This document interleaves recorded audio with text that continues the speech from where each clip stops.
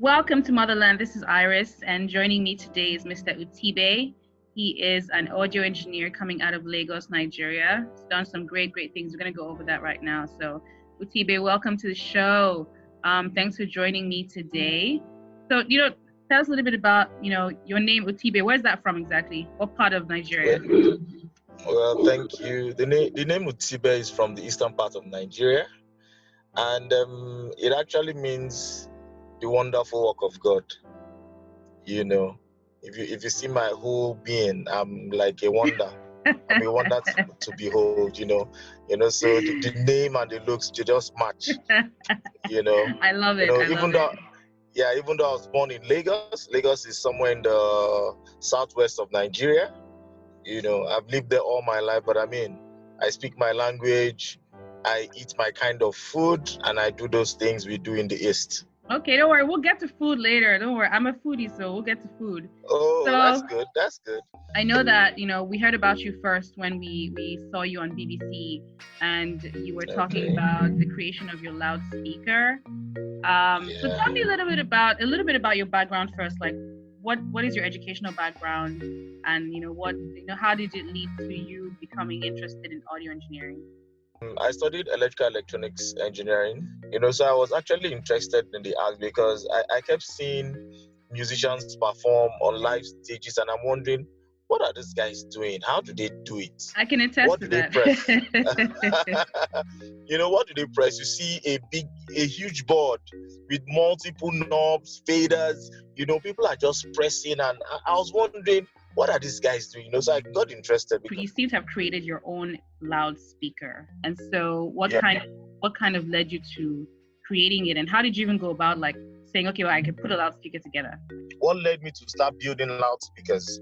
I realized that loudspeakers were systems that had just three components. Mm-hmm. And I was wondering, with the great guys around here, we've had people that we call fathers. People who are fathers in the industry. Now, if we keep buying loudspeakers, we will not be creating wealth for the guys here. If we keep buying loudspeakers, we will not be helping the guys here to grow. So I felt this is time to start my own history.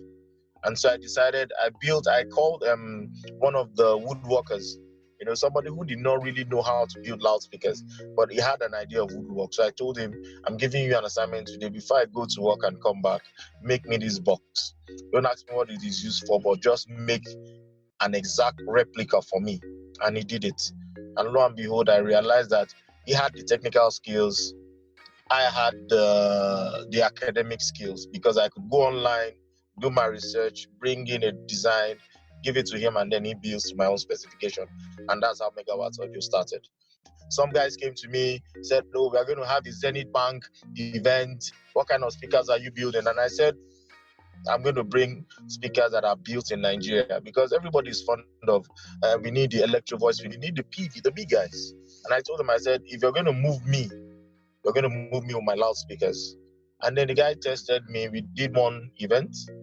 It worked out fine. And then we had another event at the British Deputy High Commissioner's residence. And when the man came up and said something, and I'm going to quote him verbatim, he said, the sound I hear here today is presidential. That alone stuck to my head. I just grabbed that one, because, Africans are such that they will tell you how bad your gadgets are. They would downplay you. They would mess you up. They would say wrong things, And so if this is coming from somebody who is not Nigerian, and then he says this about my sound, then it means I have gotten a go ahead. I think I'd like to buy one of those speakers for myself, because I've been looking for speakers recently, and I'm not really happy with what's in the market right now. I will be glad. Nigeria will be glad. The world will just be glad that something the goal, good right? is That's the coming out goal of Nigeria. for us to be able to export our own technology, right? That's the goal. Eventually, we will get there. And I'm really, really, really excited. So I was really excited to interview you because this is the kind of stuff that I love seeing. The fact that you built something from nothing, and regardless of what it looks like, it works well, and people are really wowing it.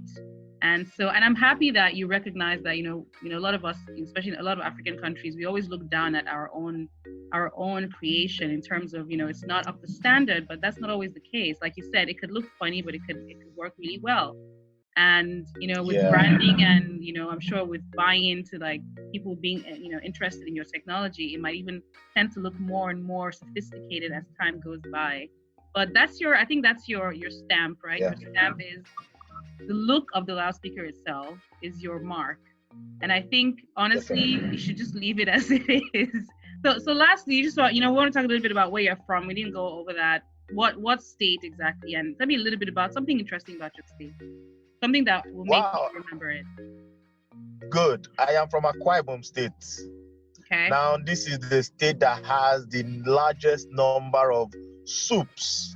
Oh, you want to eat any kind of soup? Is that where Eddie Kaikong comes from, right? State. Is that great? You just got that lovely. Right. Eddie Kaikong, Afang, Atama. Yeah. Every good soup you want to find is in Akwa Ibom State. You just want to relax, go to Akwa Ibom State. You want to have fun and then rejuvenate, go to Akwa Ibom State. You want to enjoy life to the fullest when you come to Nigeria, visit Akwa Ibom State. That state has some of the greatest guys, on this planet. I kid you not. So tell me something, last thing before we close this out. Knowing that, you're from Nigeria, the struggles, the hustles and everything, and and aside from all of that, regardless, like you came out with your own invention, your own creation, and it's doing well. And what do you really have to say to the rest of us or rest of other people out there that, are aspiring technologists like yourself and are trying to create stuff, Well, I would say to aspiring technologists like myself, especially Africans, I'm not trying to be biased here, but I think Africans have been quiet for so long. We have great guys, we have great minds that, come out from Africa. The first and probably the one who set a pace in bringing out a baby from its mother's womb and then operating on the baby and then putting back the baby to be born naturally was a Nigerian. We have had the top guys who design cars in GM Motors. I hear is a Nigerian from the north. We've had great guys. I think we should stop being timid.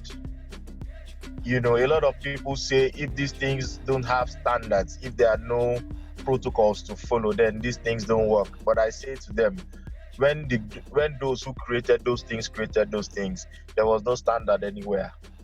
So Africans out there, you can do it. Nothing can stop you. Nothing will stop you. Nothing should stop you.